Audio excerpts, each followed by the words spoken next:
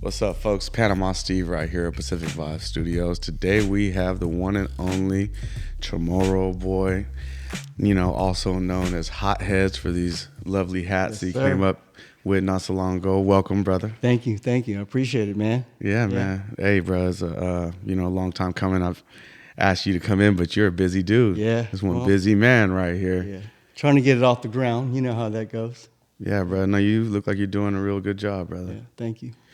And I've seen I've known you for a little while now, so I know a little bit about your past, but everybody would love to hear, maybe deeper in before you became Chamorroboy and Hot Headz, and I know you for a couple other things. So, we would love to hear your story, brother. All right.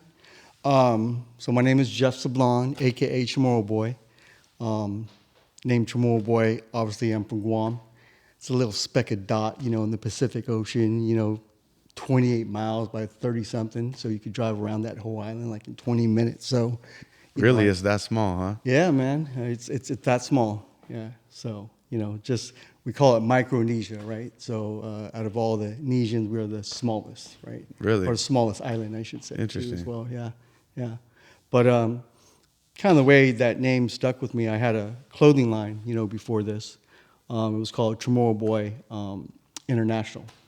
And so I was selling island wear apparel. How it kind of started, it goes way back. There was this store called San Jose, Hawaii, a really big store for all the locals, the islanders. They had all, the Filipino gear, the Tongan gear, Samoan, Chamorros. And, some of those artists, they were kind of, getting out the game slowly. And I started to kind of notice that, back then it was like a lot of the warrior designs, our warriors, from back in the days, our chiefs, all that stuff. And so that was starting to go away, and I was like, man, I can't have that, Got to rep our culture, right, our pride. And so I said, let me give it a go. So I started off with two Chamorro designs, and then from there it just kind of took off on its own. What years are we talking about? So this was 2007 was when I actually officially started. But probably 2005, I started kind of getting the plan together, getting into designs, kind of building a team, whatnot. So yeah, well, 2005, 2006, yeah. That's cool. How long did that rock for? So 9.5 years. Wow. Yeah, 9.5 years, just short of 10. I know it was real close, but there were some things that kind of happened to where, I let go of the business. At that time, it wasn't really what I wanted, but there was a lot of things kind of going on in that time where I had to kind of make a decision for my family, and things were kind of changing too, like in the game, right? There was a lot of politics, in the game. There's always politics. Yeah, man, there's always politics. And so when I started this, I was doing it for the love of the culture. It wasn't even the money. And, as it kind of grew, it was small back then. There's no social media, right? So you had to go out there and you actually had to grind, So we were doing shows up and down California, going to Vegas, up in Arizona, Washington, just trying to get the word out there, the brand. And I didn't even start off here, in my backyard because I knew I was going to get a lot of support already from my peoples out here. But what I truly wanted for myself was for people that didn't even know me at all, right? Coming up to the show, didn't know who I was, and actually buying my product, right? Because they thought, it was dope. Right. And so I probably did that for, the first year. And then I started getting heat from my people like, yo, what's up, And so and then I started doing shows over here. That took off well. And then it kind of grew because I was just focusing on the Chamorro part of it, right? Apparel. And then my Usos came to me, and was like, hey, what's up, So then I started getting into Samoan gear, Hawaiian, Filipinos. and kind of branched off to that.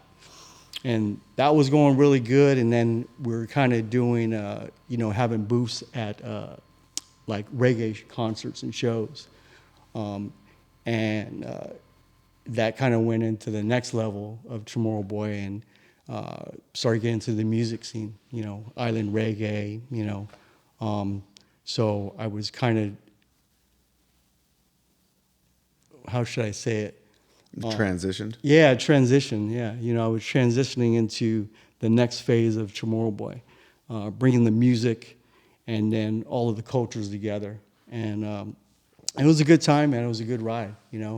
I was very blessed to have that experience. I had a lot of support, from a lot of people, and it made me feel good. It made me feel good because they were proud to rock, the gear that I was putting out, right? And at the end of the day, that's what I wanted, right? It wasn't really the recognition for myself. It's everyone, I'm an Uso. I got my shirt representing my culture, right, and whatnot. So yeah. So you help people, however you say it, like bang their pride or whatever you want to say it. Yeah, man, rep your pride. Right. Yeah. Something to represent. Yeah. Actually, my slogan at the time was "Get your repping on." Right. Nice. So it kind of that's what it was all about. No, that's beautiful because that's a way to compliment. Yeah. What you're already proud of, right? Yeah. Do it in a cool way. Exactly. Right. Yeah. I'm gonna be coming up something soon with my Panamanian folks. Just there you wait. go, Just man. wait. Yeah. I've been talking about it for a minute, but I gotta put it into action, man. Yeah. Well, you got your Poly Vibe shirt. I mean, that's in your San Jose stuff. So, yeah, I'm rocking that too. Hell yeah. So tell us about the music part, man, because I know you was doing that for a good while. Yeah. So we started doing. I have a lot of friends that were music promoters. In the city here. One of my good friends was actually managing, some Bay Area local groups and whatnot. So I started getting into that more. I'd have a booth set up, like if artists were to come to town, right? J-Boog, Anahea, and just kind of working with my promoter friends on that. They plugged me, they got me the exposure to kind of push the brand. And then what I started doing is I started working with one of my, best friends, Jen, and just trying to coordinate and figure out how we can kind of do stuff here locally in San Jose and do small events for smaller bands, right? People that need exposure and this and that. So that's what we started getting into. I would do like, Aloha Fridays. And then we would bring, small artists and, give them a pretty good show at some of the local bars that are here downtown, right? Or in the area, like Back Bar, the Kind, all that stuff. So that went really good. I used to love it there because, you get the best of everything, right? You get a good show, right? You get to get some brand apparel. And then, they got food and drinks and all that. So it's a perfect night. Hell yeah. Yeah. So you really rode a few waves, huh? Yeah. Definitely. Nice, brother. Yeah. If you don't mind, rewind a little bit farther back. Okay. Tell us about your upbringing and growing up. Like, what age did you come out here from Guam? So I was born in Germany. I was born in Nuremberg, Germany. A lot of people don't believe that, but my dad was in the Army. Mm-hmm. And so that's the reason why he was stationed in Nuremberg. And I was only there for probably like 3 or 4 months, and then we moved back to Guam. So my mom's side is there's villages in Guam, from Pidi, and my dad's side is from Ordit. And so they both had big land, big properties out there. And then I stayed there, I think for like 9 years I was there. I moved over like 79 over here. My parents wanted to, provide us a better life, right? More opportunities. Plus, my dad was getting in all kinds of trouble out there. Little island, right? Yeah, man, my dad was a knucklehead, and he was crazy. So, we came over here, to obviously get a better opportunity. And I've been out here ever since. So when we moved out here, I was in North San Jose. I grew up over off Penitentiary and Capitol. So that was my little hood right there, and I went to Independence High. Mm-hmm. But I messed around with a lot of folks from other areas, right? Independence is a very diverse, huge school. So we got all kinds, you got all your cultures kind of mixed up in one, and they One got big melting pot, yeah, right? exactly. So, and plus, I was hustling back then too, right? So, um, you know, it was much different, right? Yeah, I had family and really good friends, that went to James Lake, Overfelt, Silver Creek, Milpitas High, right? So that's where I grew up pretty much most of my life. And then after that, my girlfriend, actually my daughter's mother at that time, or not that time, but my girlfriend at that time, her parents had moved to Modesto. This is when I was in high school. So she was, a couple years younger than me, and her dad didn't like me.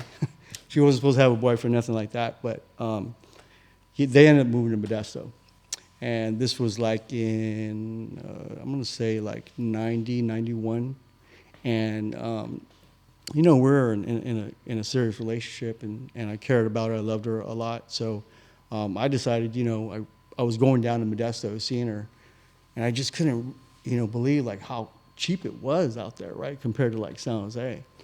So I went out there, started looking for a spot, got a nice, 2-bedroom condo, 2-story brand new for like $300-400, I think it was. That was You're nothing. just living like a king out there. Yeah, man, you living like a king out there, right? So moved out there, stayed out in Motown for like 6 years, and I was had a job back then too, and I was going back and forth commuting. But man, that drive was just, it was horrible on Mondays and Fridays or on the weekends. It could be like a 2.5 hour, 3-hour drive. And then I was just getting beat down, driving back and forth. So I ended up moving back over here. And then from there, got another job because I ended up quitting that job. When I quit that job, I was in Modesto, and I actually opened up a detail business, car detailing business out there. Didn't think that one through all the way. Wintertime came, and it was foggy in Modesto in the Central Valley, man. So no one wanted to get their car detailed at all. So, that didn't last too long. So then came back over here, got another job. And then I was working at Hewlett Packard. It was actually right there on like McLaughlin area. They had the big old warehouse over there. And I was like in the swing shift, so there was a lot of homies there, back in the day. And so I ended up meeting this one guy. His name is Riley, and he was kind of in the music game. We used to kick it, and at break times, he'd be spinning bars in the parking lot. We'd all be chilling, right, smoking, doing whatever, and kind of got me into the music game a little bit, right? And so we started messing around with music. He had some managers at that time, and ended up doing like a little demo tape for him. And then here came the 408 connection, right? And so I had the music game going for about 6 years with a lot of folks, my close folks from out here. I probably had like 6 or 7 artists under me. I don't know if you know Dash, Isaac, MC Dash. That was his name by that time. Yeah, he owns Myth. Yeah. So, anyways, he was my producer at that time, and so that's who we were working with then. And then it was going really good. It was at that time where, it was hard because if you weren't black, right, it was very hard to kind of get a show, or you had to prove yourself, right, that you kind of belonged in the game. But the Bay's different, right? We've been, if you grew up here long enough, right? But you still had to face some of those adversities too as well. So, we got through it, right? My partner is actually, Hispanic. He's a Mexican cat, but man, he was great on the keyboards. He could flow.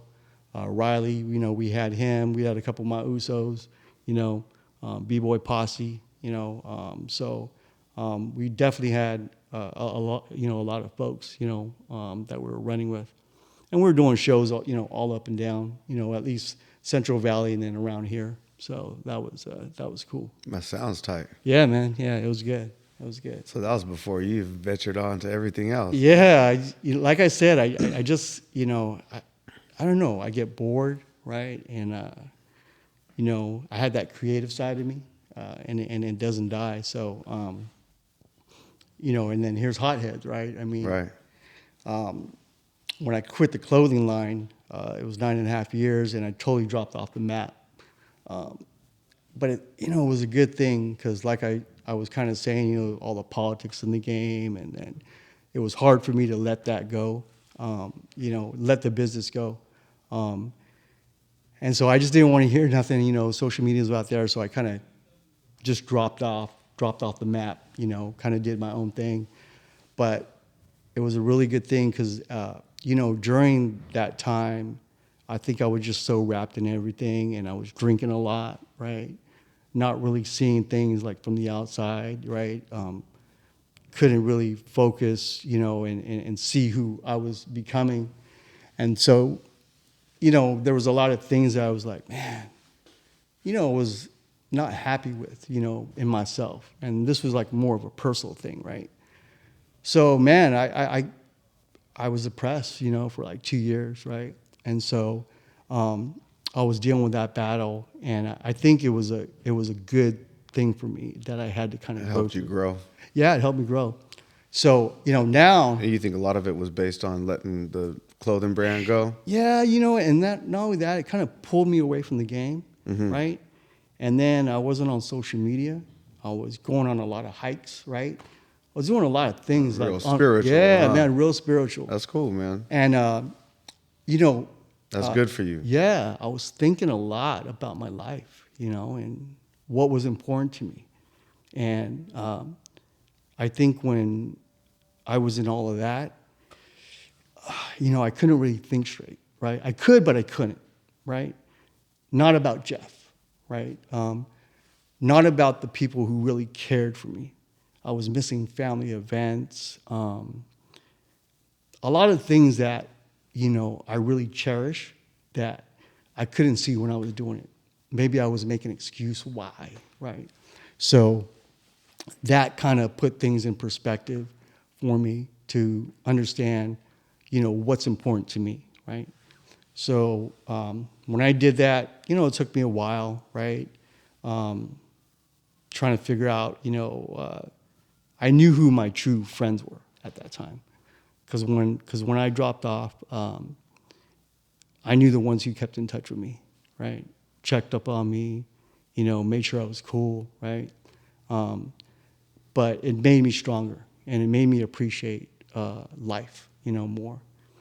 But then, as I'm, going through all this and I'm back on my feet, and I started doing a lot of traveling, not international traveling, but going to places I've been wanting to go to.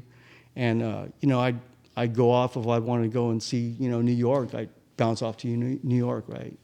Have me and one of my partners and just start kind of living my life, now. But that creative side just kept tapping, at me. And it's just one thing that I couldn't let go. And so I started kind of doing catering. Right. You was doing some good catering. Yeah. I'm still doing the catering. Are you? Yeah, I'm still doing the catering. Good. I'm still doing the catering. It's more selective though now, right?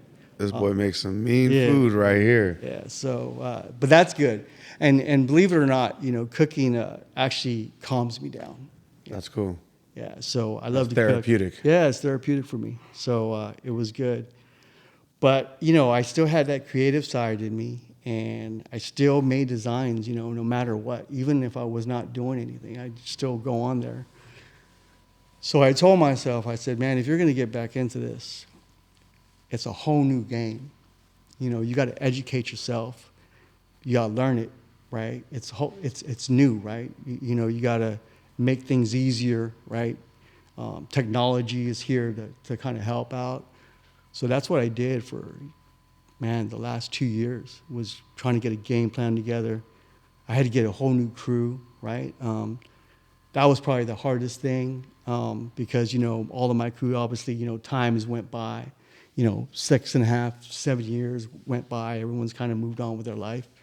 But fortunately, I was able to get a handful of them, you know, that I used to work with before came back to work for me. So then it was just now learning, you know, all right, how am I going to, you know,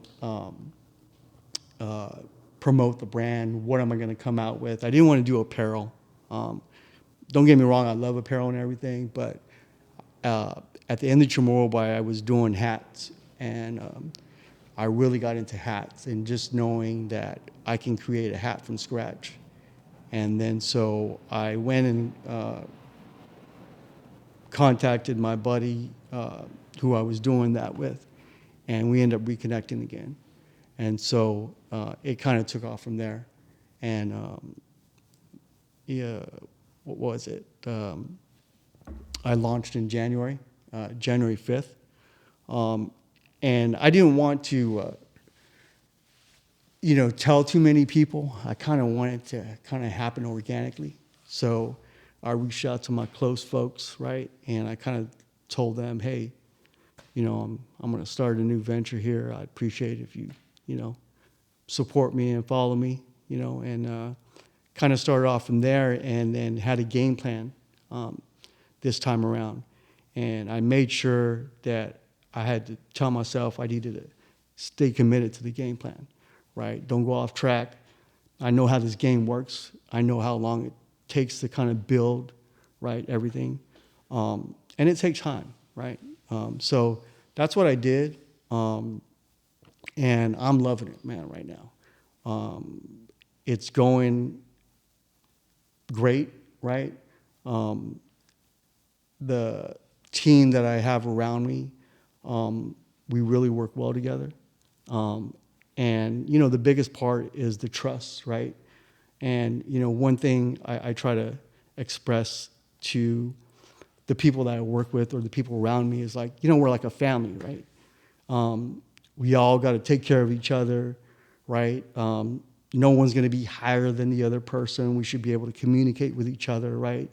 And, you know, I don't know everything, right? So that's the point of having the team, right? Exactly, right? So, you know, there might be something that they see that I don't see, and I want to hear that. Right? And vice versa, right? Exactly, and vice versa. So it's been really good. I've been, you know, I'm so excited. You know, I got so many things that I have coming up, and, you know, I can't wait. You know, you're doing great, brother. Yeah, you're doing a real good job, and I'm, you know, your biggest fan. Yeah, I appreciate it. You know what I'm saying? I appreciate it. Now I got like maybe 4 of these 10 hats you have right here. These are beautiful hats. Thank you. And you could tell that you've done your touch to them. I kind of want you to pass me that Niner hat that I have back there and the beanie. He's got some more than just these. Yeah. But tell us, talk to us about the hats, brother. Okay. Know, that's what we're... Yeah, so my intention, you know, coming out with Hot Headz was I didn't want to kind of put myself into just one little niche, right? So in other words, I didn't want to just, you know, focus on the island community. Mm-hmm. I wanted to have designs for everything that I love, and I wanted to share that with everybody. So basically, I come up with concepts from sports, right? From NFL, the NBA, golfing, right? To music, arts and lifestyle, just things that I love. You know, I still do stuff for, you know, the culture, the Islander community, but I'm not just in the Islander community at all, right? So I have a ton of different designs, and the lovely thing about all this is that I create all of this from scratch. They're all cut and sewn, right? So I can do whatever I want to do with that hat. So the more that I understand and learn about the different types of ways I can create the hat that I want, man, it makes my mouth, you know, like I'm watering, like, yeah. You're like a kid in a candy store. Exactly. So, and It's fun. It's fun doing it. I love doing it. I love seeing people rock my stuff, right? Yeah. No, they're good quality, and they're definitely unique, you know. And because I have a few of your hats, and I'm a fan of wearing hats, and I actually regret. Hey, can you do me a favor? Throw me that red hat that's right over there, please. It's right behind the hats. See the hats right there? Oh, damn. There you go. That's the one. Kyle's guy. Thank you. Good throw, dude. Yeah. And beanies. This dude's in all the game right here. So, I'm a Niner fan, Yes, sir. But yeah, bro, like you said, for every occasion, the other day I was in Hawaii, Yeah. in Honolulu, and I was Yeah. rocking that exact hat that Yeah. you got right there. Yeah. And then what other one? So it's funny because sometimes I'm with my kids, Right. right? Yeah. And of course, I got the Warriors hat, Right. and you know what I mean, Yeah. for every occasion. Yeah. Yeah. Exactly. So just with yours alone, Yeah. I could showcase, you know what I mean? It's beautiful, yeah. brother. Yeah. And that's tight that, I can only imagine how you feel Right. when you walk around and you see people wearing your gear or, people shooting you pictures. And Yeah. Yeah. It's great, man. And I love feedback from everybody. Because, my style might not be for everybody, but I love getting the input from people because, you might not like a 6-panel snapback. You might like a trucker hat or, a different style hat, right? And so I want to hear the feedback from everybody. I'm open to all of that because I do want to provide a hat for everyone. And, everyone will start seeing as we get into kind of the fall and the winter time. I haven't even dropped all the spring stuff yet, right? And then I have a whole summer line. you got the bucket hats, right? What'd you Yeah, call so it? I got the boonie hat. Boonie so hat. I just released the Cali Vibes Island Reggae hat. And, it's a boonie hat, right? It's perfect for if you're out in the concert or at the beach.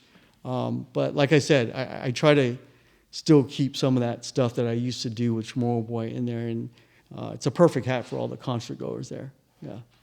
Hell yeah. Yeah. You put a lot of thought into this. Yeah.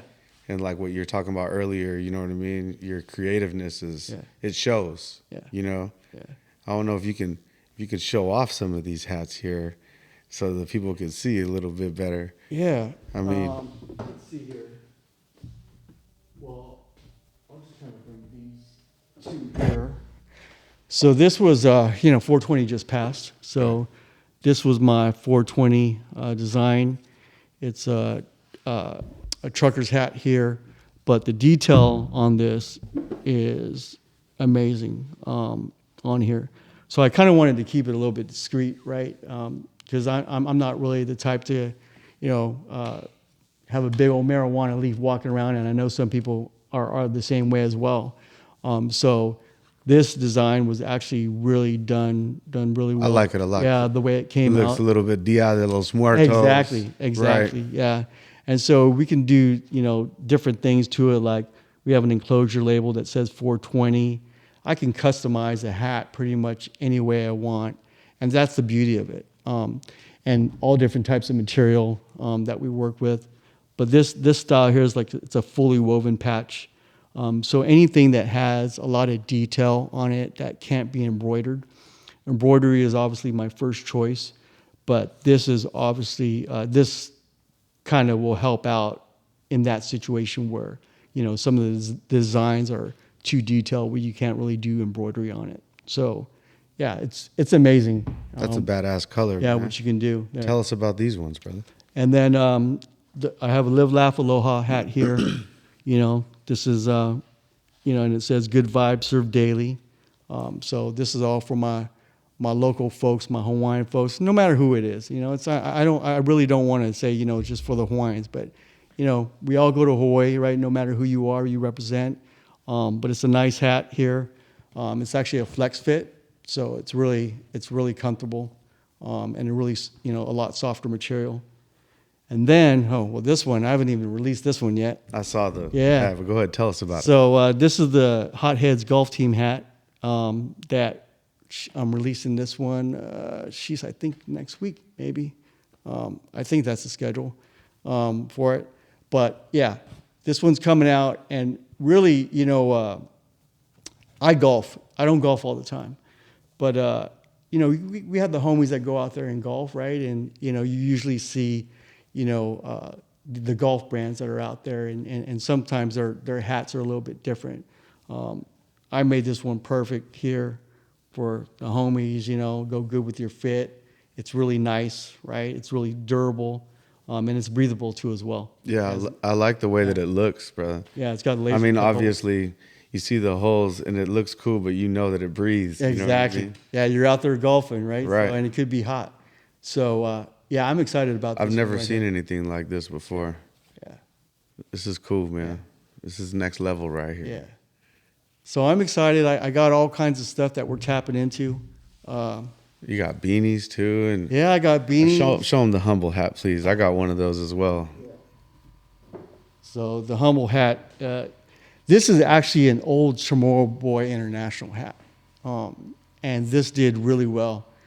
But when I launched, I wanted to bring this one back because this is an amazing hat here. It has like an embroidery, a 3D embroidery that says humble, right? But just the design on it is amazing. And so this hat does really well. I ended up bringing it back. I actually have inside, I know the camera can't see it, but it actually has both CB International, short for Chamorroboy International, and Hot Headz in here because I wanted to, obviously give a shout out to the old Chamorroboy brand too as well. So yeah, this is a great hat here. A lot of people like it, that black on black embroidery there. So See, I didn't know the history behind that until now. That's funny. yeah, I know a lot of people that kind of find the Hot Headz page now, and they're probably like, oh, I remember that hat. I have that hat, and I do have people that kind of send me the message. I'm still rocking it, so it feels good. It feels good to know people still got some of the old stuff that I used to put out there, and they're still rocking it to this day. Hell yeah. Yeah. No, that's beautiful. You've made a big influence, you know what I mean? And you're keeping the culture alive, or even whatever you want to call it. You know, I love the support that you're giving your peoples, man. Yeah. And I do it for everybody. Like I said, right? It's just, I love to do it, bro. Even if I didn't make no money, I'd probably still do it, just on my own, just creating stuff for you or, my friends or my family, right? Right. So, yeah. Yeah, we got a Pacific Vibe studio hat coming soon. Yeah, it's coming. So yeah, I'm excited about that, brother. So, and that's the thing, I don't have, I'll do hats for whatever, because to me, it's kind of our voice too, right? So if you're out there, and you want to represent or, you want to promote your stuff, I mean, it's a walking billboard right there. Right. And so you want to have something that's nice. And I'm here to do that. No, it's a beautiful thing, Yeah. brother. And, I give you big props once again on everything that you've done and that you're doing now and continue doing, man, because, it's a real trifecta of like everything you've done. And this is a person right here that has reinvented himself various times. Yes. And successful with it, Yeah, trying to be, we all learn. I think that's the beauty of this, of life, right? You're young, you're dumb, you get into certain things. And the one thing that I definitely know is I've learned from everything. And I learned to make things better and be better at all of it. Not just as a business person, but as a person myself, right? And still trying to keep what's important to me. Right. And the not priorities. Yeah. Like my family and my friends. Right. I want to be there for that. I don't want to have an excuse. Right. And that's how all of this works. That's how it's all going to work together. Right. I'm not going to, yeah, you got to put a lot of time into it, but there's ways that you can do it. Right. You build a team, you have things automated for you. So, yeah, for sure. That's tight, brother. Yeah. Brother, it's a pleasure having you. Why don't you tell them how they can get a hold of you so they can order some of these? Yeah. So my handle on IG is Hot Headz US. That's hot and then heads with a Z US. That's my handle there. And my website is hotheadzus.com. And I believe that's well, I actually have a YouTube, but if they go on my Instagram, they can click on my link tree, and that'll kind of take you to my YouTube page, as well as my Twitter or X page from there. Yep. Beautiful, brother. Yeah. Man, it was a pleasure having you here. Yeah. And man, I can't wait to see the next hats that you're going to come up with. Yeah. And your next move. And yeah. Is it cool if I give a couple shout out to my, Please do. folks? I really want to acknowledge my my team. So big shout out to Dante, Tay out there, Adrian, who's right here with me. Also to I don't want to forget nobody. Jane from JRG Photography. Big shout out to him. He does a lot of my photos there. What else am I forgetting here? I believe that's it. you'll remember after. I think I'm gonna remember after, and they're gonna be like, "Man, they didn't shout out to me." And also to shout out to everybody there who's part of the Hot Headz family. I truly appreciate you guys, and spread the word and keep pushing the brand. That's it. Hey, man. Like I said, once again, it's an absolute pleasure having you here. That's what's up. Brother, this over here is something beautiful. This is an entrepreneur right here out of San Jose, a friend, brother of mine. That's it. And yeah, man, we're going to continue to watch you rise, brother. That's it, man. That's it. That's Chamorroboy right here, Hot Headz. You know me, Panama Steve, Pacific Vibe Studios. Y'all be cool. Big shout out.